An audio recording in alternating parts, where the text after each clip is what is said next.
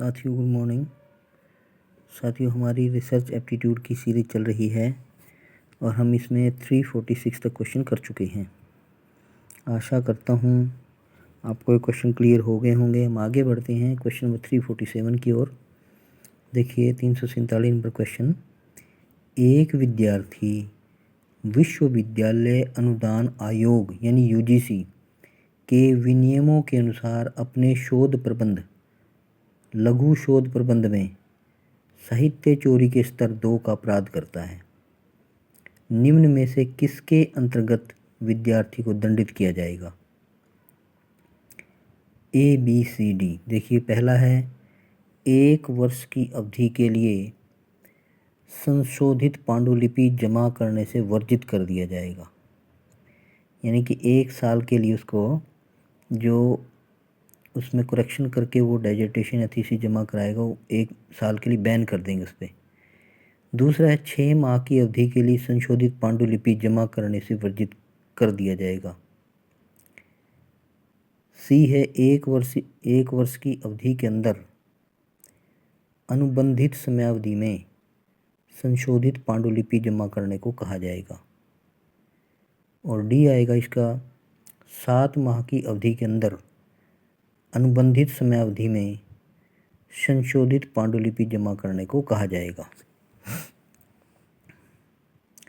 ये 2023 शिफ्ट 1 में आया हुआ क्वेश्चन है।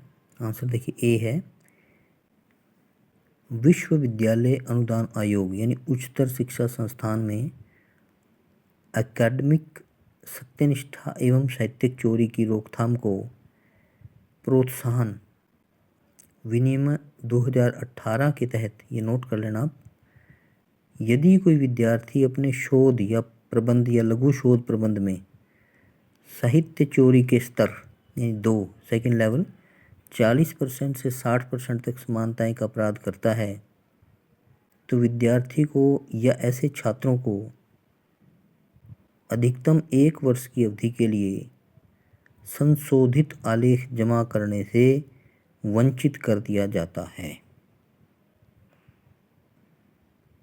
साथियों ये था बहुत इंपॉर्टेंट क्वेश्चन है।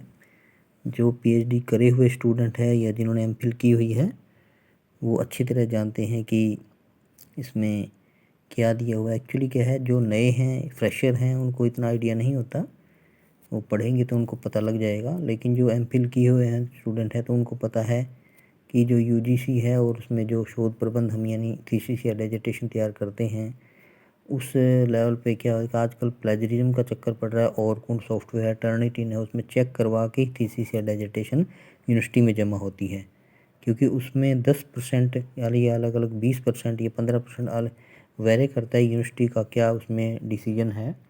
तो वो उतने परसेंट तक अगर आपका मैच करता है तो उसको इग्नोर करती है, अदरवाइज उसके बाद आता है तो फिर वो उसको जो है उसी अनुसार से हैंडल किया जाता है। जैसे यहाँ पे लेवल 2 था तो लेवल 2 में क्या हो जाता है, अगर ऐसा अपराध करता है यानी 40% से लेकर 60% अगर मैच कर जाता है डाटा किसी ऑनलाइन सिस्टम से या कहीं बुक से या किसी ऐसे तो उसको जो है आपने पढ़ा होगा कि ए में यानी 1 वर्ष की अवधि के लिए उसको वहीं पर रोक दिया जाएगा। थैंक यू, बने रहिए। इसके बाद नेक्स्ट क्वेश्चन की ओर बढ़ते हैं। Question number 348।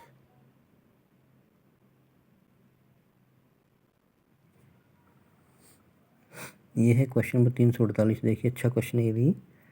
अब आपको इससे और ज़्यादा क्लैरिटी हो जाएगी। देखिए एक विद्यार्थी एक विश्वविद्यालय में यानी यूनिवर्सिटी में अपना पीएचडी शोध प्रबंध जमा करता है, यानी पीएचडी की थीसिस जमा करता है। उसके शोध प्रबंध की समीक्षा करने पर, यानी जब रिव्यू करते हैं उसके शोध प्रबंध को, तो उसकी विषय वस्तु के यानी जो उसने लिखा है उसके 35% भाग में समरूपता पाई जाती है, यानी मैचिंग हो जाता है कहीं। तो यूनिवर्सिटी यानी विश्वविद्यालय अनुदान आयोग के विनियमों के अनुसार निम्नलिखित में से यह साहित्य चोरी के किस स्तर में आता है? बहुत अच्छा क्वेश्चन है, वेरी वेरी इंपॉर्टेंट क्वेश्चन। 0 स्तर, 1 स्तर, 2 स्तर, 3 स्तर।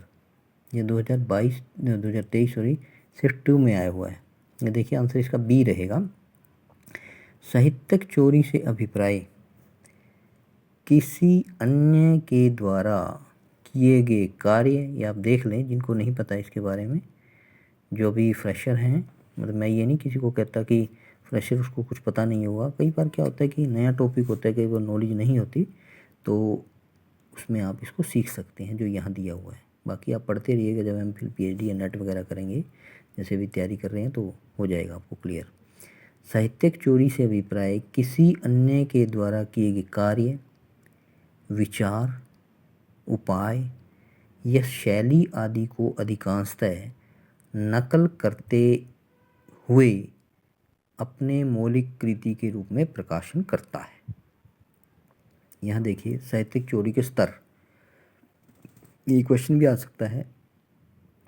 शून्य स्तर 10% तक समानता, कोई दंड नहीं, ये मैंने आपको पहले ही बता दिया था, अलग अलग वेरी करता है।